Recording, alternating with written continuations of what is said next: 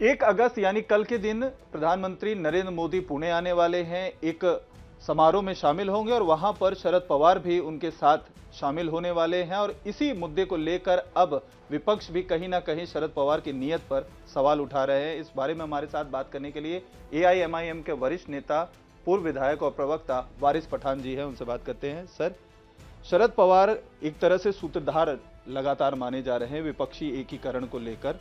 2 बार जो मीटिंग हुई INDIA, जो विपक्षी संगठन का नया नाम दिया गया है, उन दोनों संगठनों के मीटिंग में वो रहते हैं मौजूद। और कल जो है प्रधानमंत्री के साथ वो स्टेज शेयर कर रहे हैं एक जो लोकमान्य तिलक अवार्ड सेरेमनी है उसके लिए। आप इसको कैसे देखते हैं सर? देखिए, देश के प्रधानमंत्री मोदी जी आ रहे हैं और शरद पवार साहब वहाँ पर जा रहे हैं, स्टेज पर जाने दीजिए। बड़े बड़े मंत्री, बड़े बड़े लोग हैं लोग, मगर ये तो शरद पवार साहब तो वही है ना, INDIA के जो मेन हिस्सा थे। और वो पटना में जब मीटिंग हुई वहाँ पर उन्हीं की पार्टी के प्रफुल्ल पटेल साहब भी बैठे हुए थे। फिर वही प्रफुल्ल पटेल साहब वहाँ से महाराष्ट्र में आए और अजीत पवार के साथ फडणवीस के पास चले गए और बीजेपी में शामिल हो गए। ये तो वही पार्टी।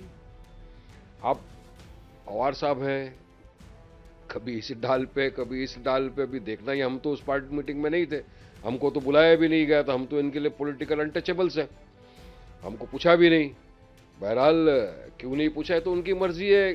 चुनाव लड़ना है 2024 में, जो सबका मंशा है, हमारा तो यही मंशा है कि हम 24 का चुनाव लड़ेंगे, बीजेपी को हराएंगे इंशाल्लाह। और हम ये चाहते हैं कि मोदी जी फिर से तीसरी मर्तबा देश के प्रधानमंत्री न बने, तो हम तो पूरी कोशिश लगेंगे। मगर ये लोग लगे हुए, अब करने दीजिए, देखें क्या होता है। अभी आगे आगे देखेंगे। इब्तिदाई इश्क होता है क्या, आगे आगे देखिए होता है क्या। शरद पवार की नीयत पर सवाल उठाए जा रहे हैं सर। कांग्रेस ने भी इस चीज को लेकर विरोध जता दिया है कि जब आप इंडिया जो विपक्षी संगठन है उसके जब आप हिस्सेदार बन गए हैं तो प्रधानमंत्री के साथ आपको स्टेज शेयर नहीं करना चाहिए। और इस बात को लेकर विरोध कल बाला साहब थोराट ने भी जता दिया था। आप इसको कैसे देख रहे हैं जो शरद पवार जा रहे हैं इस इवेंट में? देखिए, बड़े नेता हैं, एनसीपी के प्रेसिडेंट है, राष्ट्रवादी के। वो जा रहे हैं, क्यों जा रहे हैं, कब जा रहे हैं, किसी को पता नहीं। वो तो INDIA के भी हिस्से हैं, अब यहाँ भी जा रहे हैं, NDA में भी। तो अब तो ये तो सब लोगों को देखना है ना। अब INDA में भी तो बड़े बड़े लोग हैं, 28 लोगों की पार्टी है। अब देखेंगे, यहाँ पे कल वहाँ बैठेंगे उनके साथ में। उसके बाद में मेरी जानकारी के मुताबिक जो मीडिया से आ रहा है वो ये है कि पहले हफ्ते सितंबर में महाराष्ट्र में भी होनी है बैठक, मुंबई में बैठक होनी है INDIA की। अब वहाँ भी जाकर बैठेंगे। तो भी क्या वो कहावत आती है ना, मुझे याद आ रहा है, कभी इस डाल पे कभी उस डाल पे, गली गली घूमे भौरा। वो जा सकते हैं, बड़े नेता है, उनको क्या बोलेंगे। लेकिन देश तो देख रहा है, महाराष्ट्र की जनता भी सब देख रही है ना कि क्या हो रहा है, क्या चल रहा है। और बराबर है, लोग, जनता जनार्दन है, हर चीज मांग करके जवाब देगी चुनाव के वक्त। रामदास आठवले ने अभी 2 दिन पहले एक बयान दिया है कि उनका कहना है कि शरद पवार का प्रधानमंत्री के साथ सेम स्टेज पर आना पुणे के कार्यक्रम में कहीं ना कहीं दिखाता है कि उनके मन में अभी भी शरद पवार की मन में अभी भी प्रधानमंत्री को लेकर सॉफ्ट कॉर्नर है। ऐसे में जो बात बिगड़ी है, शरद पवार लगातार विरोध कर रहे हैं बीजेपी का और एनडीए का, कहीं बात बन सकती है। आप इसको कैसे देखते हैं? कि अभी आठवले साहब क्या सोचते हैं, उनके मन में क्या है, पवार साहब के उनके दिमाग में क्या है, ये तो नहीं बोल सकता हूँ। मैं तो नजूमी या अंतर्यामी तो नहीं हूँ। मगर जो इतने वर्षों का रिकॉर्ड है वो सबके सामने है, पवार साहब का भी रिकॉर्ड सबके सामने है। और जो लोग वहाँ पे मौजूद हैं मीटिंग में, जैसे नीतीश कुमार साहब, वो भी बीजेपी के साथ थे, बीजेपी के साथ लेकर चीफ मिनिस्टर बन गए थे। उसके बाद में वहाँ पे देखिए उद्धव ठाकरे जी थे, जो बीजेपी के साथ सत्ता में आए और गर्व से कहा उद्धव ठाकरे ने महाराष्ट्र की असेंबली में खड़े होकर के, हमको गर्व है कि हमने बाबरी मस्जिद को गिराया। फिर वहाँ पर महबूबा मुफ्ती भी हैं, जो भी बीजेपी के साथ थी। फिर वहाँ केजरीवाल जी थे, जो मैं गुजरात का चुनाव में मैं खुद था मौजूद, वहाँ पर मैं देखता था रोज केजरीवाल जी भर भर के कांग्रेस को गालियां बकते थे। और आज वो भी साथ में है। तो अब ये सब एकदम दूध के धुले हो गए, एकदम सेक्युलर हो गए। और हम हमेशा से बीजेपी की मुखालिफत करते थे, करते रहेंगे और हराना चाहते हैं उनको, बीजेपी को। तो हम बी टीम, अब देखिए A से लेकर Z टीम तक कहाँ पहुंच गई है।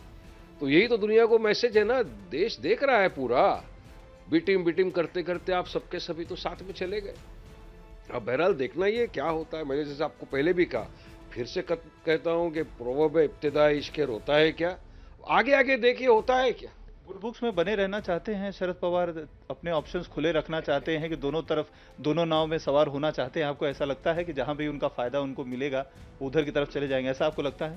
देखिए शरद पवार साहब है, जब वो सियासत में आए थे तब मैं पैदा भी नहीं हुआ था। अब वो क्या सोचते हैं, क्या समझते हैं, क्या करने वाले हैं, अब ये तो सबको देखना है। INDI वाले भी तो सब पहुंचे हुए, सब देख रहे हैं क्या हो रहा है, देखते रहो। सर एक सवाल योगी आदित्यनाथ के भी बारे में पूछ लेते हैं। योगी आदित्यनाथ ने वंदे मातरम को लेकर ये साफ तौर पर कहा है कि ये देश जो है किसी के मन के मुताबिक या किसी के मजहब के मुताबिक नहीं चलेगा। अगर देश में आपको इस देश में रहना है तो देश फर्स्ट, सर्वोपरि है। तो उसको आप मजहब को ढाल बनाकर आप ये नहीं कह सकते हैं कि आप वंदे मातरम नहीं कहिए। मजहब को ढाल नहीं बनाना चाहिए, ऐसा स्टेटमेंट उन्होंने वंदे मातरम को लेकर कहा है। क्या कहेंगे? देखिए योगी जी ने बहुत कुछ कह दिया आज ANI वाले के, मैं देख रहा था उसमें। सबसे पहली बात तो उन्होंने संविधान की शपथ ली है, संविधान की शपथ लेके वो मुख्यमंत्री बने और मुख्यमंत्री बन के वो बात कर रहे हैं आस्था की। तो देश हमारा आस्था की बुनियाद पे चलेगा, संविधान की बुनियाद पे चलेगा, संविधान से देश चलेगा। बात नंबर 2, उन्होंने ज्ञानवापी मस्जिद के बारे में कह दिया कि दिल बड़ा करना चाहिए। तो मैं उनको याद दिला रहा हूं, योगी जी 3 अगस्त को इलाहाबाद हाईकोर्ट फैसला सुनाने वाली है, जिसमें पक्षकार ने पिटीशन डाला है ASI के सर्वे का। तो सर्वे करने देना चाहिए या नहीं करने देना चाहिए, उसके ऊपर तो 3 अगस्त के दिन ऑर्डर होना है। उसके पहले ही आप तो कोई जज तो हो नहीं, आप आके फैसला सुना देते हो। तो मैं तो चाहूंगा कोर्ट भी इस बात का संज्ञान ले। इतने सेंसिटिव मैटर का, इतने सेंसिटिव इशू का आप आके एक चैनल के सामने इस तरह बोल देते हो, तो ये सरासर कानूनी के हिसाब से, क्योंकि मैं वकील भी हूं, ये गलत है। प्री जज करना किसी भी चीज को और इस तरह से आके बोल देना, ये गलत है। तीसरी बात मैं बताना चाहूंगा, Yogi ji places of worship act 1991 का इसलिए बना था क्योंकि आप सबने, हमने बाबरी मस्जिद का देखा था किस तरह से उस वक्त भी कहा जाता था कि अचानक से रात के अंधेरे में मूर्तियां प्रकट हो गई, ताले खोल दिए गए मस्जिद के, एफिडेविट तक फाइल कर दिया, लेकिन उसके बाद भी 6 दिसंबर के दिन हमारी बाबरी मस्जिद को शहीद कर दिया गया, जो काला दिन है, डेमोक्रेसी के लिए काला दिन है 6 दिसंबर। तो हम तो एक मरतबा हाथ जला चुके हैं। और अब कहाँ चले गए सर संचालक मोहन भागवत? उन्होंने क्या कहा था, अब हम काशी मथुरा की बात भी नहीं करेंगे। अब क्यों बातें की जा रही है इस तरह की?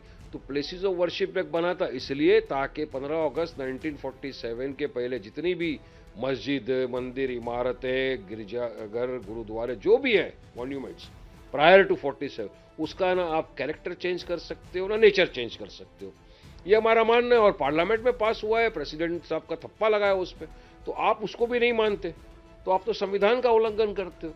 और अभी चुनाव आ गया तो अभी पोलराइजेशन का तो बीजेपी का मेन मुद्दा ही पोलराइजेशन है ना। अब कल ही की घटना देखिए, कावड़िए वहां पे जुलूस निकाल रहे थे बरेली की, यहाँ पे कुछ अनबन हुआ, कावड़िया डीजे बजा रहे थे। एसपी ने वहां के आके, SSP ने बयान दिया कि कुछ कावड़िए वहां पर शराब के नशे में थे, उनके पास देसी कट्टे थे। SSP के बयान देने के बाद केस दर्ज हुआ तो योगी जी ने उनका ट्रांसफर ही कर दिया SSP।